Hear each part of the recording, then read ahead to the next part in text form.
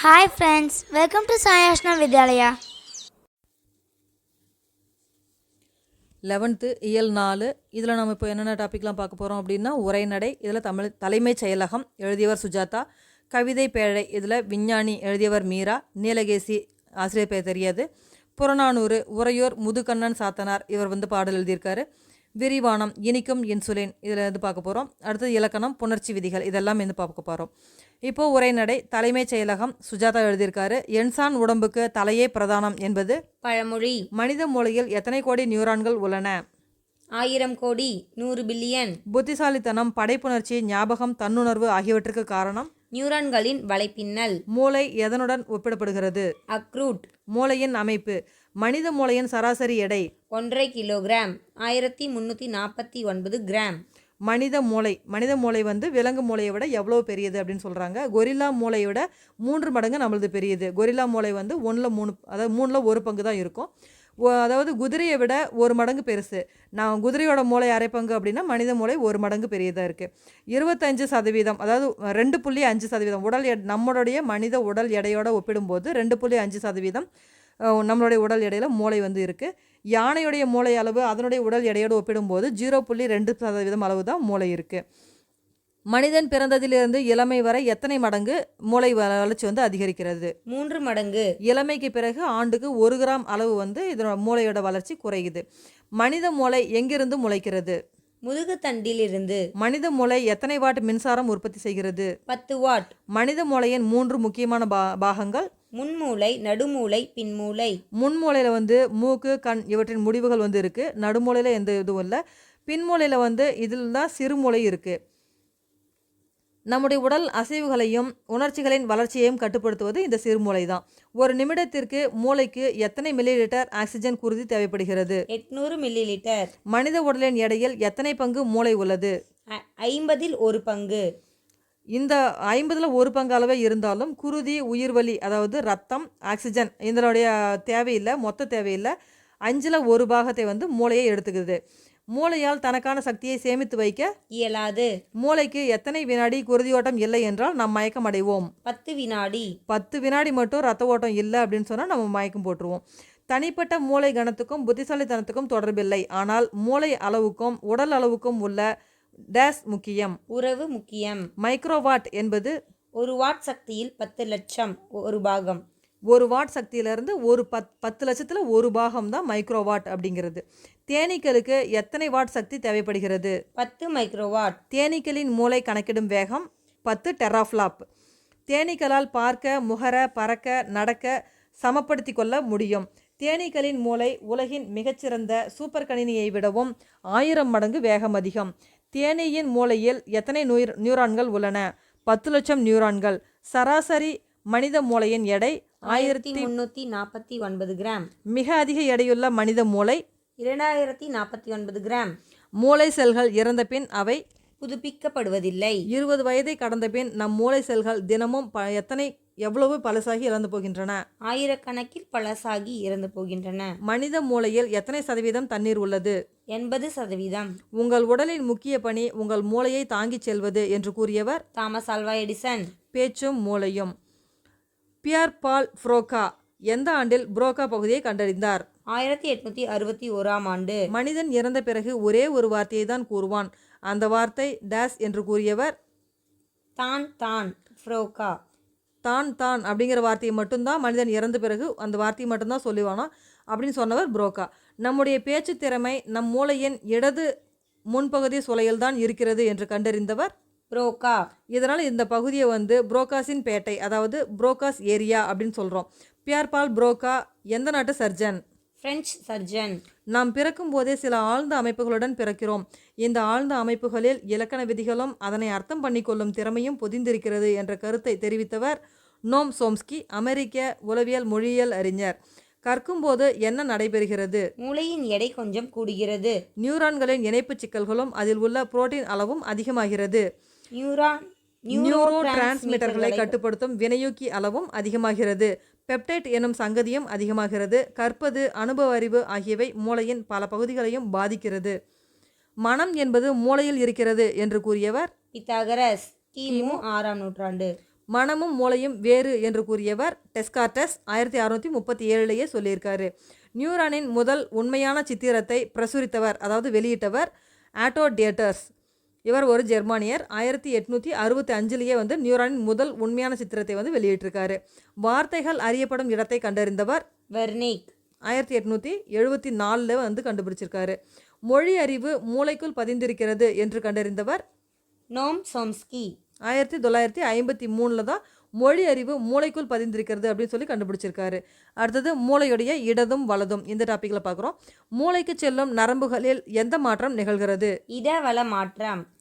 இடது பாதி மூளைதான் பேச, எழுத, கணக்கிட, தர்க்க ரீதியில் சிந்திக்கவும் உதவுகிறது. நிறைய மார்க் வாங்குறது, பிரச்சனைகளை அலசுறது, சதுரங்கத்தில் சிறப்பாக விளையாடுறது, நம்முடைய மொழி அறிவு முழுவதும் இடது பாகத்தில் தான் இருக்குது. அதே மாதிரி பட்டய கணக்கர்கள், கணக்காசிரியர்கள், ஐஏஎஸ் அதிகாரிகள், வருமான வரி அதிகாரிகள் இவங்களும் இடது பாதி மூளை ஆக்கிரமிப்பு அதிகமாக இருக்கவங்க தான் இந்த மாதிரி டிபார்ட்மெண்ட்டெல்லாம் வந்து சிறப்பாக இருப்பாங்க. அடுத்து வலது பாதி மூளை ஆக்கிரமிப்பு உள்ளவர்கள் கவிதை எழுதுவது, படம் போடுவது, நடனம் ஆடுவது, நடிப்பது போன்ற கலை வடிவங்கள்.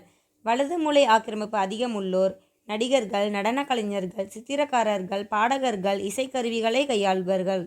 அதாவது கலைத்துறையில் அதிகமாக வந்து சிறப்பாக செயல்படுறாங்க. வலது பாதி மூளை சரியில்லை எனில் வீட்டுக்கு போக வழி தெரியாமல் திண்டாடுறது, சட்டைக்கு பட்டன் போட முடியாமல் திணறது போன்ற மாதிரியான சிக்கல்கள் ஏற்படும். உலகின் அதிவிரைவு கணினி ஒரு நொடிக்கு மேற்கொள்ளும் கணக்குகளை விட அதிகமாகவே ஒரு மூளையால் மேற்கொள்ள முடியும் என்று கூறியவர் ஸ்டான்ஃபோர்டு பல்கலைக்கழகத்தைச் சேர்ந்த பேராசிரியர் குவானா பொஹேன். சுஜாதாவின் இயற்பெயர் ரங்கராஜன். சுஜாதாவின் அறிவியல் நூல்கள் கணிப்பொறியின் கதை, சிலிக்கன் சில்லு புரட்சி, அடுத்த நூற்றாண்டு. அறிவியலை எளிய தமிழில் ஊடகங்களில் பரப்பியதற்காக இவருக்கு எந்த விருது கிடைத்தது? மத்திய அரசின் விருது. இந்திய மின்னணு வாக்குப்பதிவு கருவியை கொண்டு வந்ததில் இவருடைய பங்களிப்பு மிகவும் அதிகம். யாருடைய பங்களிப்பு அப்படின்னா சுஜாதா. சுஜாதாவின் இயற்பெயர் ரங்கராஜன். கவிதை பேழை, விஞ்ஞானி, எழுதியவர் மீரா. விஞ்ஞானி எனும் தலைப்பிலான இக்கவியரங்க கவிதை யாருடைய தலைமையில் அரங்கேற்றப்பட்டது? கவிஞர் கண்ணதாசன். மீராவின் இயற்பெயர் மீ ராசேந்திரன். இவர் மரபு கவிதை, புது கவிதை எழுதுறதுல வல்லவர். மீரா எந்த அரசு கல்லூரியில் தமிழ் பேராசிரியராக பணிபுரிந்தார்? சிவகங்கை. மீராவின் கவிதை நூல்கள் ஊசிகள், கனவுகள், கற்பனைகள், காகிதங்கள். கனவுகள் + கற்பனைகள் = காகிதங்கள். இந்த கவிதை நூலை வந்து எழுதியிருக்காரு. மீரா நடத்திய இதழ்கள் அன்னம் விடு தூது, கவி. டெல்லி வானொலி நிலையம் உருது மொழியில் முஷைரா என்னும் கவியரங்கத்தை முதன்முறையாக ஒளிபரப்பியது. திருச்சி வானொலி நிலையம் தமிழில் முதல் கவியரங்கை தமிழ் புத்தாண்டு நாளை ஒட்டி 13/4/1944 அன்று ஒளிபரப்பியது. டேஸ் என்ற தலைப்பில் நடந்த இக்கவியரங்கமே தமிழ்நாட்டில் நடந்த முதல் கவியரங்கமாகும். எழில் என்ற தலைப்பில் தான் இந்த கவியரங்கத்தில் வந்து நடந்துச்சு. உருவாக்கியவர்கள் சிட்டியும் சுந்தரராஜன் சோமுவும் கவியரங்கம் என்ற பெயரில் ஒரு நிகழ்ச்சியை வந்து நடத்தினாங்க. இதுதான் எழில் அப்படின்னு பெயரிடப்பட்ட கவியரங்கமாகும். அடுத்து கவிதை பேழை, நீலகேசி. பாடல் தாவரங்களுக்கும் உயிர் உண்டு அப்படின்னு சொல்லக்கூடிய பாடல். யாதினும் மாழ்கும் யாம் மாழ்கியும் என்றுளி நீதின்னும் தோலை நெருப்பொடு கூட்டத்தின் ஓதினை தேருற நீர் குறைத்தாய் மற்றும் சேதனை இல்லாய் திரிவு எண்ணெய் வண்ணம். அடுத்தது அரும்பும் மலரும் அரும்பினி தீர்வும் ஒருங்கு தம் காரணத்து ஆக்கம் உணர்த்தும் மரங்களும் மண்ணுயிர் எய்தின என்ன இரும்பொடு காந்தம் ஏவுயில் திரிவே. ஒப்ப மரங்கட்கு உயிர் உண்மையாம் இனி இப்படி தோன்றும் இருதுக்கள் சார்ந்தென செப்பிய வேது திரிவு என காட்டிய வெப்பம் குளிர் அவைதாம் அவையேயால்.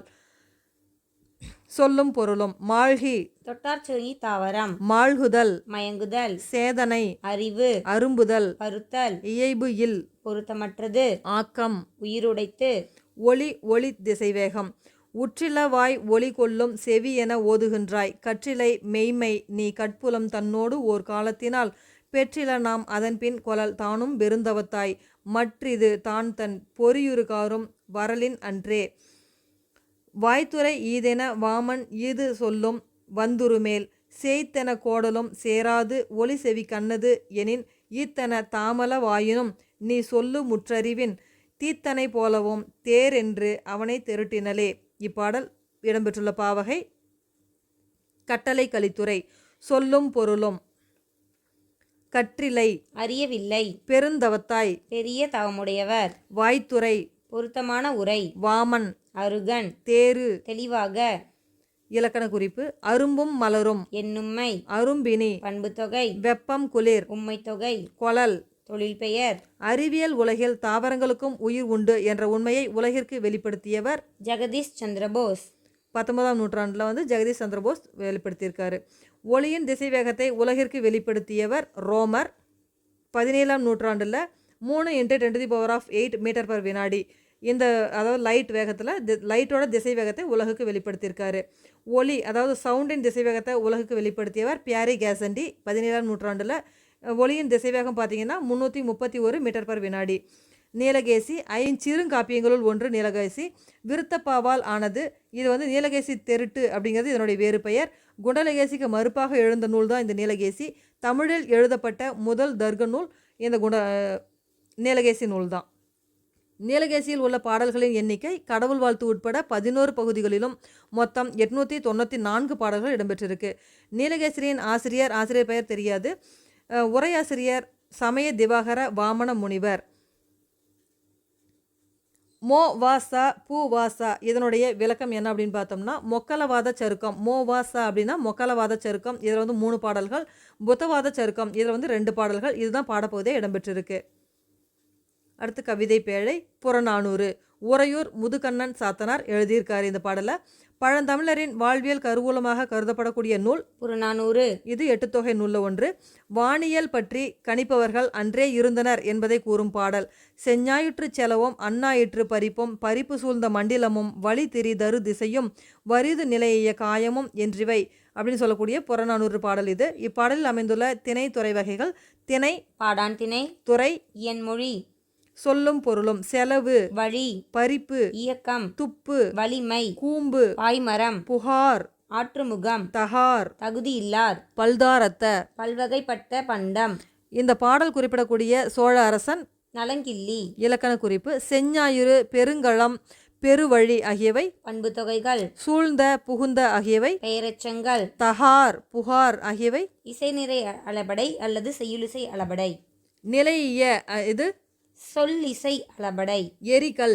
வினைத்தொகை. விரிவானம் இனிக்கும் இன்சுலின். உலக நல நிறுவனம் அதாவது WHO வேர்ல்டு ஹெல்த் ஆர்கனைசேஷன் 2015ஆம் ஆண்டு அறிக்கையின்படி ஏறத்தாழ எத்தனை லட்சம் மக்கள் குருதி சர்க்கரை உயர்வினால் இறந்திருக்கின்றனர்? 34 லட்சம். இதில் 80% நீரிழிவு இறப்புகள் உலகில் குறைந்த நடுத்தர வருமானம் கொண்ட நாடுகளில் நிகழ்ந்திருக்கின்றன. மேலும் 2016 2030ஆம் ஆண்டிற்குள் இந்த எண்ணிக்கை 2 மடங்காக உயரும் என்று புள்ளிவிவரம் தந்துள்ள நிறுவனம் WHO வேர்ல்டு ஹெல்த் ஆர்கனைசேஷன் நிறுவனம் தான் கொடுத்துருக்கு. அதாவது டைப் 2 சர்க்கரை நோயின் தலைமையகமாக எத்தனை கோடி மக்கள் தொகையுடன் இந்தியா முன்னணியில் உள்ளது? 5 கோடி மக்கள். நீரிழிவு குறைபாட்டை முற்றிலும் குணப்படுத்த முடியாது, ஆனால் கட்டுப்படுத்தி வைக்கலாம். முறையாக கவனிக்கப்படாத நீரிழிவு குறைபாடு எந்த நோய்களின் பிறப்பிடமாகும்? இதய நோய், சிறுநீரக செயலிழப்பு, கண் பார்வை குறைபாடு, நரம்பு மண்டல குறைபாடு போன்ற நோய்களின் பிறப்பிடம். நீரிழிவின் வகைகள். முதல் வகை இன்சுலின் சார் நீரிழிவு நோய், அதாவது இன்சுலின் டிபெண்டன்ட் டயபெட்டிஸ் மெலிட்டஸ் அப்படின்னு சொல்கிறோம். 2ஆம் வகை இன்சுலின் எதிர்ப்பு நீரிழிவு நோய், இன்சுலின் ரெசிஸ்டன்ட் டயபெட்டிஸ் மெலிட்டஸ் அப்படின்னு சொல்கிறோம். 3வது வகை நீரிழிவு நோயின் அறிகுறிகளுடன் காணப்படுபவர். இந்தியாவில் சராசரியாக கிராம பகுதிகளில் எத்தனை விழுக்காடும் நகரப்பகுதிகளில் எத்தனை விழுக்காடும் நீரிழிவு குறைபாடு இருக்கின்றது? கிராம பகுதிகளில் 5.2%, நகரப்பகுதிகளில் 11.2%. நீரிழிவு குறைபாட்டின் 3வது வகையின் ஆரம்ப நிலையில் எத்தனை சதவீதம் பேர் இருக்கின்றனர்? 10.3%. 3 மாத குளுக்கோஸ் சராசரிக்கான ஆய்வு HbA1c இது வந்து சொல்லியிருக்காங்க. HB என்பது ஹீமோகுளோபின். குருதியிலிருந்து உயிர் வழியை உடம்பு முழுக்க எடுத்து செல்லக்கூடிய பகுதி தான் இந்த HB. A1c அப்படிங்கிறது குருதியில் குளுக்கோஸை ஏற்றிச் செல்லும் பகுதி. இதுதான் வந்து 3 மாத குளுக்கோஸ் சராசரிக்கான ஆய்வு வந்து டெஸ்ட் பண்ணுறோம். இன்சுலின் என்பது எந்த சுரப்பி உற்பத்தி செய்யும் ஹார்மோன் ஆகும்? நாளமில்லா சுரப்பி. இன்சுலின் கணையத்தில் காணப்படும் எந்த திட்டுகளில் இருக்கும் எந்த செல்களால் உற்பத்தி செய்யப்படுகிறது? லாங்கர்ஹான் திட்டுகளில் இருக்கும் பீட்டா செல்கள் மூலமாக உற்பத்தி செய்யக்கூடிய புரத மூலக்கூறு தான் இந்த இன்சுலின். இது கார்போஹைட்ரேட்டின் வளர்சிதை மாற்றத்திற்கு மிகவும் இன்றியமையாத புரதமாக வந்து இருக்குது. இன்சுலினுடைய பயன்கள். உடல் இயங்க தேவையான ஆற்றலை அளிக்கிறது. ஹைப்போதலாமஸை கட்டுப்படுத்துகிறது. ஹைப்போதலாமஸை பசியை தூண்டுகிறது. பசியினால் உண்பதால் உணவு உடலில் வந்து குளுக்கோஸாக மாற்றப்படுது. பசியினால் அதனால் சாப்பிட்றதுனால உணவு வந்து உடலில் குளுக்கோஸாக மாற்றப்படுது. கல்லீரலிலும் உடல் தசைகளிலும் கிளைக்கோஜனை சேமித்து வைக்குது. அதிகப்படியான குளுக்கோஸ் கொழுப்பாக சேமிக்கப்படுகிறது. உடலில் குளுக்கோஸ் குறையும் போது சேமித்த கிளைக்கோஜனை மீண்டும் குளுக்கோஸாக மாற்றுவதற்கும் சர்க்கரையின் அளவு சீராக இருப்பதற்கும் இந்த இன்சுலின் மிகவும் அவசியம். ஆரம்பகால ஆராய்ச்சிகள். குருதி பரிசோதனையில் நீரிழிவு நோயின் நிலை.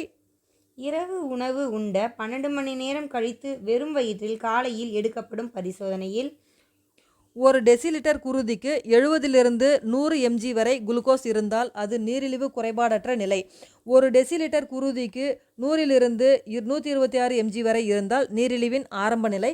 126 mgக்கு மேல் இருந்தால் அது முதிர்ந்த நிலை அப்படின்னு கருதப்படுது.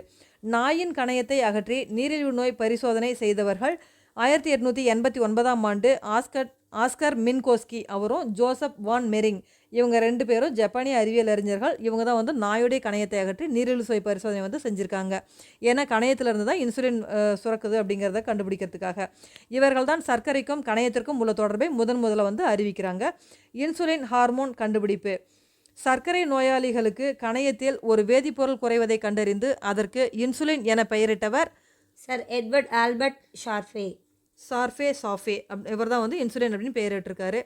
மகத்தான கண்டுபிடிப்பு. நாயின் கணையத்திலிருந்து இன்சுலினை பிரித்தெடுப்பதில் வெற்றி கண்டவர்கள் 1921 கனடாவை சேர்ந்த ஃப்ரெட்ரிக் ஃபாண்டிங் மற்றும் அவருடைய உதவியாளர் சார்லஸ் பெஸ்ட். இவங்க 2 பேரும் தான் வந்து கண்டுபிடிச்சாங்க. அவர்களோடு இணைந்து ஜேபி காலிஃப், ஜான் மெக்லியார்ட் ஆகியோர் ஒரு குழுவாக செயற்பட்டு தூய இன்சுலினை விலங்குகளிடமிருந்து பிரித்தெடுக்கிறதுல வெற்றி பெற்றாங்க. 1923 இவர்கள் அனைவருக்கும் நோபல் பரிசு வந்து கிடைக்குது. முதல் மரபணு பொறியியல் தொழில்நுட்ப செயற்கை மனித இன்சுலின் எந்த ஆண்டு பாக்டீரியாவை பயன்படுத்தி தயாரிக்கப்பட்டது? 1978. குளுக்கோஸ் எனப்படும் சர்க்கரையின் சர்க்கரை உயர்தல் குறியீட்டு எண் 100 ஆகும். இதனை வைத்து அனைத்து உணவுகளையும் குறைந்த சர்க்கரை உயர்தல் குறியீட்டு எண், நடுத்தர சர்க்கரை உயர்தல் குறியீட்டு எண், அதிக சர்க்கரை உயர்தல் குறியீட்டு எண் என வகைப்படுத்துகின்றனர். பெரும்பாலான கீரைகள், காய்கறிகளும் பழங்களில் கொய்யா, ஆப்பிள் போன்றவையும் குறைந்த சர்க்கரை உயர்தல் குறியீட்டு எண் கொண்டவை. நீரிழிவு நோய் ஒரு தொற்றாத நோய், அதாவது நான் கம்யூனிகபிள் டிசீஸ் அப்படின்னு சொல்கிறோம். நீரிழிவு குறிபாட்டுக்கான மாற்று மருத்துவம் என்ன அப்படின்னு பார்த்தோம்னா, சித்த மருத்துவத்தில் நீரிழிவு நோய்க்கு வீட்டிலேயே செய்து உண்ணும் மருந்துகள் வந்து பரிந்துரைக்கப்பட்டிருக்கு. ஆயுர்வேத மருத்துவ முறையில் நீரிழிவு நோய் மதுமேகம் அப்படின்னு அழைக்கப்படுது. உடல் பருமனை குறைத்தாலே சர்க்கரையின் அளவு குறையும் என்பது உறுதி. யாகாவராயினும் நாகாக்க மருந்தென வேண்டாவாம் யாக்கைக்கு அருந்தியது அற்றது போற்றி உனேன் என்பவை திருக்குறள். மொழியை ஆள்வோம். பே.நா. அப்புசாமி. இவர் வந்து 31/12/1891 முதல் 16/5/1986 வரை வாழ்ந்திருக்காரு. அறிவியல் தமிழர் என்று அழைக்கப்படுபவர் பே.நா. அப்புசாமி அவர்கள். இவர் பிறப்பு நெல்லை மாவட்டம் பெருங்குளம். வழக்கறிஞர் தொழிலோடு அறிவியல் கட்டுரைகளை தமிழிலும் எழுத முடியும் என்று உணர்த்தியவர் பே.நா. அப்புசாமி அவர்கள். அறிவியல் தமிழின் முன்னோடி பே.நா. அப்புசாமி அவர்கள். தமிழ், ஆங்கிலம், சமஸ்கிருதம் ஆகியவற்றில் புலமை பெற்றிருக்காரு. அறிவியல் தமிழுக்காக 70 ஆண்டுகள் தொண்டாற்றியிருக்காரு. தமிழில் வந்த முதல் அறிவியல் இதழ் தமிழர் நேசன். அறிவியல் கட்டுரைகளை இந்த தமிழர் நேசனில் வந்து அறிவியல் கட்டுரைகளை வந்து நிறைய எழுதியிருக்காரு. தமிழில் வந்த முதல் அறிவியல் இதழ் எது அப்படின்னா தமிழர் நேசன். மேலும் கலைமகள், பாரதமணி, அமுதசுரபி, பிரசண்ட விகடன், சுதேசமித்திரன் இதழ்களிலும் அறிவியல் கட்டுரைகளை வந்து எழுதியிருக்காரு. பே.நா. அப்புசாமி அவர்கள் உருவாக்கிய நல்ல தமிழ் தொடர்கள் பொங்கி எழு கேணி, ஆர்டிசன் பெல், நுண்துகள் கொள்கை, கார்பஸ்குலர் தியரி, அறிவுக்குறி எண், இன்டெலிஜென்ட் குவாட்டன்ட் நூல்கள். பே.நா. அப்புசாமி அவர்கள் எழுதிய நூல்கள் மின்சாரம், வானக்காட்சி, இன்றைய விஞ்ஞானமும் நீங்களும், அணுசக்தியின் எதிர்காலம், ராக்கெட்டும் துணைக்கோள்களும். பே.நா. அப்புசாமி அவர்களுடைய புனைப்பெயர் பேனா. 25 அறிவியல் தமிழ் நூல்களை தமிழில் மொழிபெயர்ப்பு செஞ்சுருக்காரு. பாரதியார் கவிதைகள், சங்க பாடல்களை ஆங்கிலத்தில் மொழிபெயர்த்திருக்காரு. மர்ரே நிறுவன அதிபர் எஸ். ராஜன் இவர் வந்து பல தமிழ் இலக்கியங்களை தொகுப்பாக கொண்டு வரதுக்காக உதவினார். தமிழ் பேரவை செம்மல் பட்டத்தை மதுரை தமிழ் பல்கலைக்கழகம் வந்து நம்ம பே.நா. அப்புசாமி அவர்களுக்கு கொடுத்துருக்காங்க. ஹீமோகுளோபின் என்பது இரும்பு சத்தும் புரதமும் இணைந்த ஒரு கூட்டுப் பொருளாக இருக்குது. சிவப்பணுவின் ஆர்பிசியின் பிறப்பிடம் எலும்பு மஜ்ஜை. சிவப்பணு உற்பத்தியாக தேவையானவை இரும்பு சத்து, புரதச்சத்து, விட்டமின் B12, விட்டமின் C மற்றும் ஃபோலிக் அமிலம் ஆகியவை சிவப்பணு உற்பத்தியாக தேவையான பொருளாக இருக்குது. இது வந்து சிவப்பணு எலும்பு மஜ்ஜையில் வந்து உற்பத்தியாகுது. உணவின் தேவையான அளவு இரும்பு சத்தும் ஊட்டச்சத்தும் இல்லாத போது உண்டாகும் நோய் இரத்த சோகை. வேறு எந்தெந்த நோய்கள் காரணமாக இரத்த சோகை ஏற்படுகிறது? சிவப்பணு கோளாறு, இரத்தம் இழப்பு, குடல் புழுக்கள், இரத்த புற்றுநோய் மற்றும் மலேரியா, மஞ்சள் காமாலை போன்ற தொற்றுநோய்கள் காரணமாக இரத்த சோகை நோய் வந்து ஏற்படுது. இரத்தத்தில் ஹீமோகுளோபின் குறைவதால் ஏற்படக்கூடிய அறிகுறிகள் நகங்களில் ஸ்பூன் மாதிரி குழி விழும், தலைமுடி உதிரும், சிறுவர் சிறுமியருக்கு வயதுக்கேற்ற உடல் வளர்ச்சி இருக்காது, நினைவாற்றல் குறையும், தோல், நகம், கண், நாக்கு ஆகியவை வெளுத்து காணப்படும், முகம் மற்றும் கணுக்கால்களில் வீக்கம் இருக்கும். இதுதான் வந்து இரத்தத்தில் ஹீமோகுளோபின் குறைவதால் ஏற்படக்கூடிய அறிகுறிகள். பாடல். 1000 வண்ணம் காட்டும் அடிவான முகில்கள் ஓடி பாய்கதிர் மொழி மறைக்கும், புது வெள்ளத்தில் மாய்கதிர் செக்கர்வானம் எழிலோவியம் பார்த்தம்பி, களிமையில் அகவும் புள்ளி கருங்குயில் பாட்டிசைக்கும், விழித்திடும் துணை பிரிந்த புள்ளினம் விழா மரத்தில் ஒளித்துண்ணும் அணிலோ, கிள்ளை ஒளி மூக்கை மிளகா என்று களித்துண்ண பாயும், காட்டில் கான் எழிலோவியத்தை என்ற பாடலை எழுதியவர் வாணிதாசன்.